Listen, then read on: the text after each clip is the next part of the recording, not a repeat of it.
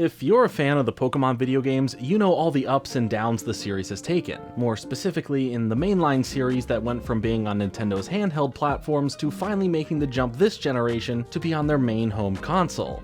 To be fair, that console doubles as a handheld, and there aren't separate Nintendo handheld consoles being produced anymore. Currently, this jump in the Pokemon series has led to both a lot of cool ideas finally being realized for the experiences that you've dreamed it to be back when Pokemon looked like this, but this also came with plenty of criticism over how the graphics look, how the game runs, and having a more limited roster from the jump when these newer games have released. But we can look all the way back 3 console generations before this to where the Pokemon Company took their first real steps at bringing the Pokemon RPG experience to the home console. The GameCube, a nostalgic little box of joy that, at least to me, served as this home for so many of Nintendo's franchises to experiment with their IPs to find new and growing fanbase opportunities, giving us new ways to play with the characters we already loved. Pokemon would not be left behind, and they didn't want the representation of the brand on the GameCube to be like it was on the Nintendo 64. By that, I mean just having spin-off titles that offer a light version of the mainline game's experience, like Pokemon Stadium 1 and 2, or play completely different like Pokemon Snap or Puzzle League. Now, they did try and replicate the RPG experience on the 64 with Pocket Monsters RPG, but this game never saw the light of day, being cancelled while in development. So with the power of the GameCube and allowing a developer that wasn't Game Freak to make something similar to a mainline experience, 2 Pokemon games that fit the RPG mold would release on the console, with the first being Pokemon Colosseum in 2003, or if you're in the United States like me, 2004. Let's take a look at how Pokemon started finding the blueprints of what a Pokemon RPG could be if it were brought to Nintendo's home console and done properly.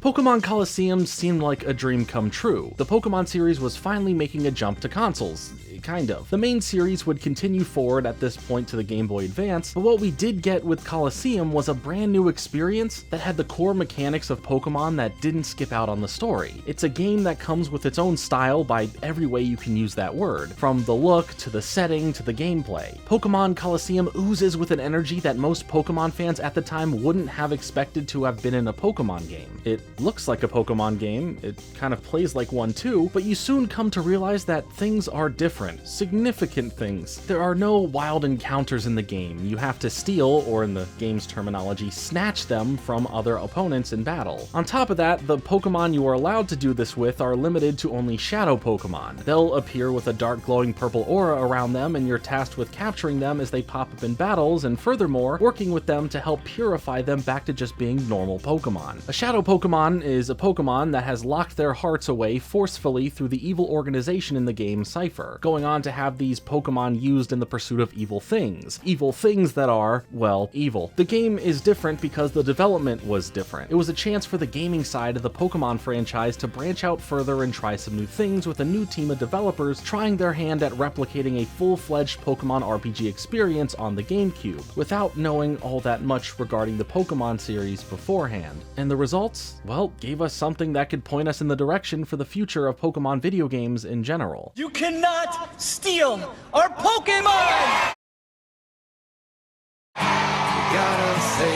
When going into development of Pokemon Colosseum, the plan wasn't just to bring the Game Boy experience over one-to-one, but rather take influence from other RPGs given the power of what a home console could do that a Game Boy couldn't. Junichi Masuda, who wore many hats throughout working on the Pokemon games, one of which being a director on the mainline games, believed that there would be a distinctive difference when it came to the core fundamentals of the Pokemon games if they were to be translated to the home console. His fear was that having to change the formula, which at the time was working incredibly well for the series on the Game Boy, wouldn't lead to the game having the same magic that made the mainline series special. He was definitely right in one aspect, and that was thanks to the freedoms in development with the power to create for something like the GameCube. The influences of other RPGs like the Final Fantasy franchise would lead to the game feeling and overall playing a bit different. Clearly, I'm not talking about the battling system or the mechanics found within, but more specifically the overworld you take your journey through, and how the story is presented. This leads us to to the new studio that Nintendo had created for game development, Genius Sonority, with the members in it mostly coming from a background of working on the Dragon Quest series, with the president of this new studio being Manabu Yamana. While there was clearly a familiarity with making RPGs, there wasn't as much familiarity when it came to Pokemon, and with the task given to them to work on what would become Pokemon Colosseum, the developers themselves even admitted that they hadn't played any of the Pokemon games, having no real knowledge of what they truly are or how they truly play.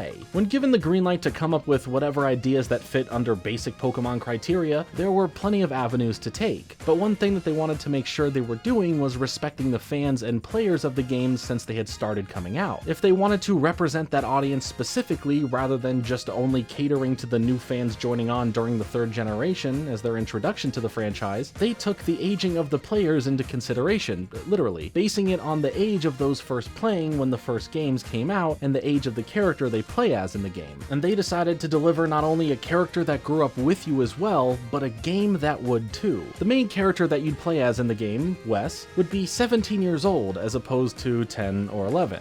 He would also be extremely different in portrayal from how we'd seen the main character operate in past Pokemon games, which to be fair, really didn't do much but be controlled by you and eventually deal with the region's evil organization. Wes was designed to have a cool, mysterious, and morally gray introduction. His outfit could resemble something a fashionable bad guy could wear. He had slick mirrored shades, was drenched in a darker color palette, and most importantly, ankle cuffs. Now that's hardcore. Oh, and there's the painfully obvious fact that he wears a special device on his left shoulder and arm that you start off the game stealing from the bad guys called the Snag Machine that allows him to capture other trainers' Pokemon. So there is this factor of something that kind of breaks the rules of what you couldn't do before in a Pokemon game, but this is obviously in pursuit of capturing shadow Pokemon to purify them. He also rides this sick hover bike in the desert-based landscape of the Ori region, which was inspired specifically by Phoenix, Arizona. So that's pretty rad. This dude is pretty rad. The design of the world and the characters within it would be modeled more closely to the manga, with the inspiration helping define a unique look that fits between both worlds of the traditional Pokemon anime style and the classic manga designs. I personally love that it was molded to be a bit different. I feel it stands out from the rest of the franchise, so when you see something from this game, or even the follow-up game, you know exactly where it's from. Designing the region to fit the style of an American desert landscape showcases an empty but stylish barren wasteland background that genuinely looks like it spans for miles and miles in every direction, with a cloudy bright blue sky only pierced by tall and separated buttes. All of the locations in the game feel so different from anything we had seen in Pokemon before. It's both lively and dead. There's little oasis-feeling towns and grungy small cities that are scattered throughout the region,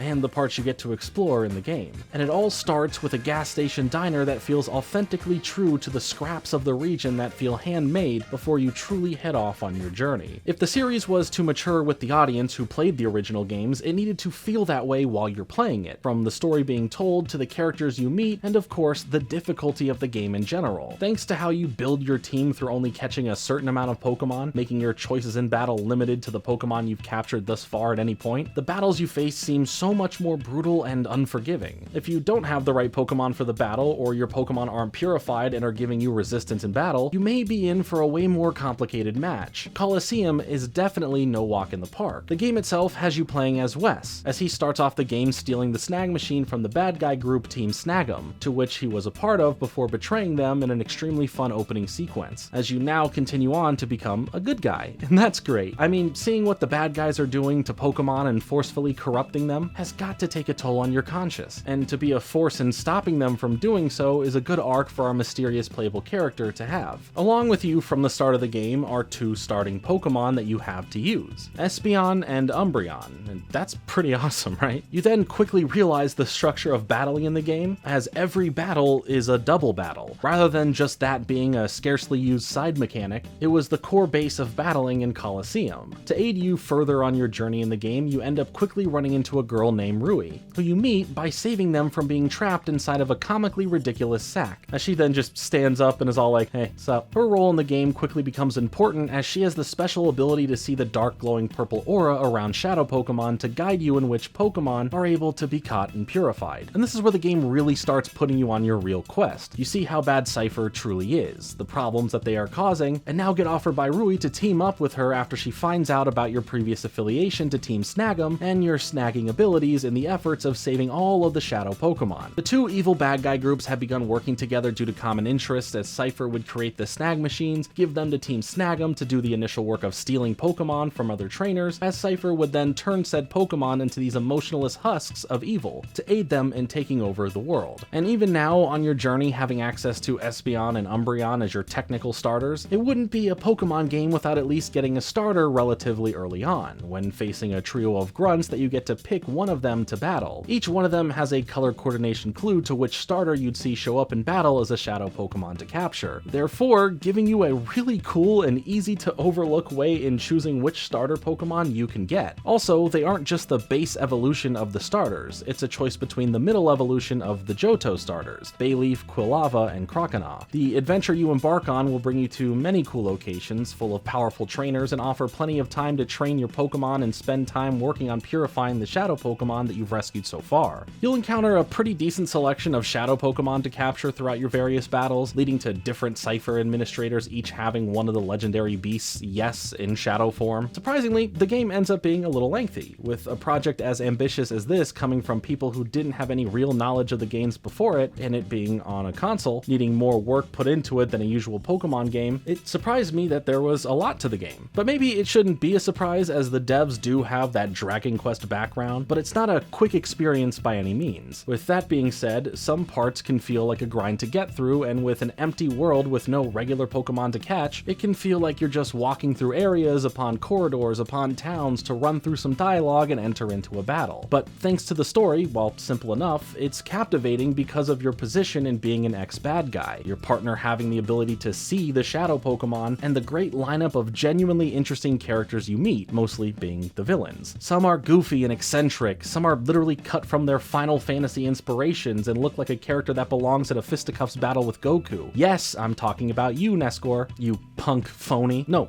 he's literally a phony, because he's not even the real top dog. But after you complete the main story of the game and the overall scenario is finished, you'll get access to a bit of post-game to finish up going after the remaining Shadow Pokemon out there. The game, even as difficult as it can be, is still a fantastic experience. The unique locations are visually memorable, the music in the game is some of my favorite from the entire franchise, and the character design from the good guys to especially the villains are top-notch. Mirror B is literally a complete funky vibe, only making sense that he has a team of Pokemon that features 4 Ludicolo. I mean, come on, they just wanted to dance. Mirror B just wanted to dance, and we should let them all do that, as long as you ignore all the bad guy evil stuff. The goal of making a Pokemon game that feels like it grew up a bit with the original fan base, I think, was nailed here on the first attempt. Even if core members from Game Freak didn't fully believe in Pokemon coming off the handhelds, Genius Sonority came out in full force to deliver an incredible addition to the franchise that has a lot of what made Pokemon special in the first place baked into it, while not being afraid to try new things to mix up the formula. But despite how I feel, how did others feel about it? How well did it sell? These would be the real determining factors in seeing if this was a direction for the franchise to head in. Pokemon Colosseum, new for Nintendo GameCube. Rated E for everyone.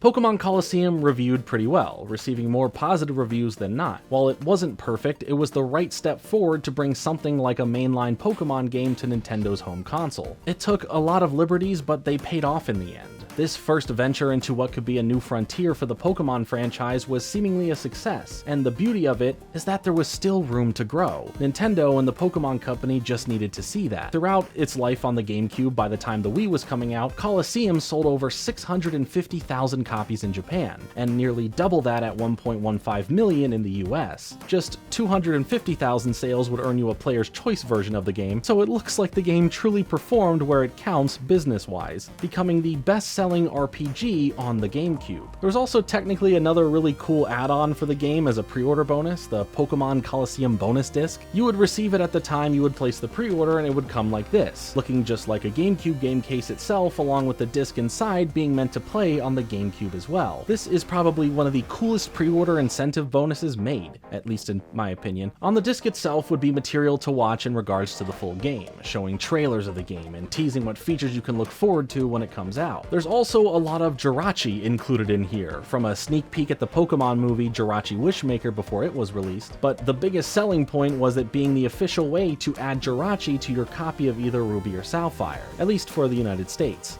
It's just so cool, a physical product that has some cool features to look through but also gives you a new mythical Pokemon to use right now on your other Pokemon games, assuming you had either version of those games, but chances are you probably did if you were a fan of the Pokemon games and went to go pre-order the upcoming Pokemon game. When I was younger, as this game was coming out, it was so exciting. Sure, I had 3D Pokemon games on N64, but not like this. This was the GameCube, man. It's squarical. Squarical! And from all the teasers for it, it looked fantastic. It opened the world of what Pokemon could be even further. And since you could connect your Game Boy Advance Pokemon games to the GameCube with the link cable, there were extra goodies to get from Coliseum to work with the Game Boy Advance games. There was a selection of items in Coliseum that could be purchased with Poke Coupons earned through the Mount Battle 100 Trainer Challenge. But the biggest draw was trading Pokemon between the console game and the handheld games, being able to put your preferred Pokemon into Coliseum and taking out the ones you want from Coliseum and onto your GBA game. I mean, I'm sure you'd like to at least take the 3 legendary beasts and have them on your handheld. I mean, why not? And even more so you can get that ultimate prize in the Coliseum game onto your handheld game, which is after you have already captured the 48 shadow Pokemon that reside throughout the region and have them all safe, sound, and purified. You can face the challenge of Mount Battle in the battle mode, going from the first zone all the way to the 100th zone. Then and only then can you get your hands on the legendary Pokemon Ho-Oh, and then of course transfer it to your copy of the handheld games. There was technically more content that was put onto the disc itself and was all localized, and this was basically all of the Japanese exclusive content, which featured a special virtual reality battle mode, bringing in more shadow Pokemon to catch in the game that were exclusive to this, that all needed to be unlocked through a connected Game Boy with an e-reader, and the e-reader cards specifically for it. While the US did have the e-reader, packs of e-reader cards, and the ability to link the Game Boy to the GameCube, this particular content was never released outside of Japan. We never got the e-reader cards to unlock the virtual reality mode and the selection of shadow Pokemon that you could face in battle and capture to transfer to your Game Boy Advance games. Mareep, Scizor, and Togepi were all just walled off. Along with that, the Japanese bonus disc offered something different from Jirachi, allowing the players to get a Pikachu and Celebi for their games. I truly wish we did get access to collect those e-reader cards and unlock the bonus content, but nevertheless, it doesn't ruin the quality of the game. Just a bonus piece of content that was locked, and honestly, as a kid, I had no idea about this anyway.